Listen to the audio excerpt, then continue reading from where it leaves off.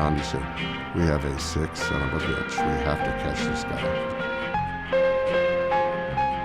This is probably one of the scariest individuals you could deal with.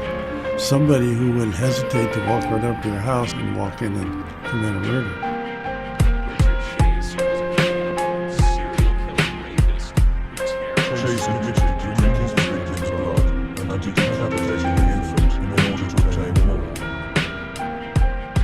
Richard Chase now is doing things with small animals, killing them, drinking their blood. Chase was committed to the Beverly Manor Psychiatric Hospital, where his extreme behavior caused fellow patients to nickname him Dracula. Teresa Wallen, homicide over on Tioga Way. She was shot 3 times with a .22 and eviscerated, and some horrid things done to that poor woman. Chase had stabbed her repeatedly in the lung, liver, diaphragm, and left breast. He also had cut out her kidneys and severed her pancreas in 2. He placed the kidneys together back inside her. There was blood in the bathroom, and it was later learned that Chase had smeared Terry's blood all over his face and hands, breaking it off his fingers. I found a used yogurt cup that had been taken from the trash, apparently, and he had taken it to drink her blood. The detective came out and said, "It's a bloodbath in there." And then they told us one by one that how he killed all the victims. And again, he disemboweled Mrs. Moroth and did other things. But again, he had cut her abdomen open and messed around with the internal organs. Shot the son, and as an 18-month-old baby, she was babysitting, but the baby was missing.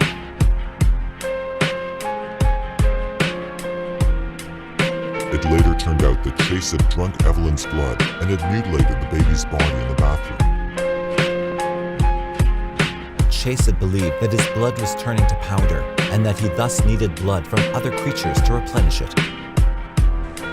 He never should have been turned loose back in society. The crime scene showed signs of what the FBI had recently begun classifying as a disorganized killer.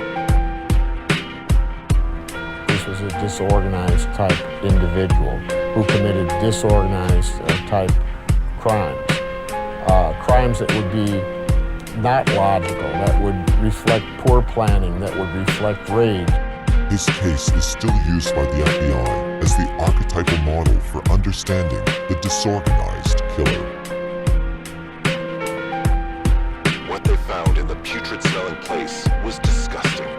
Nearly everything was bloodstained, including food and drinking glasses.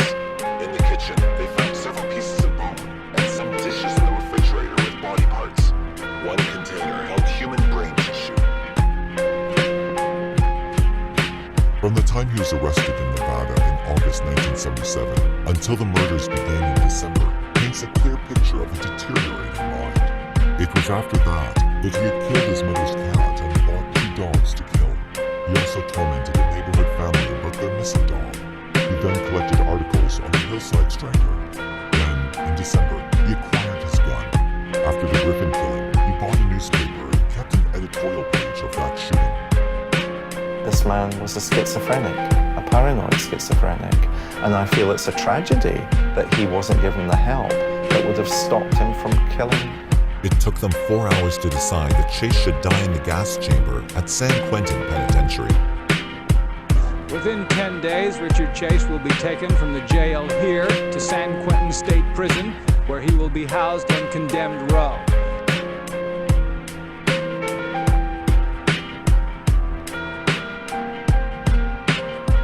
On the day after Christmas in 1980, he killed himself with an overdose of antibiotics.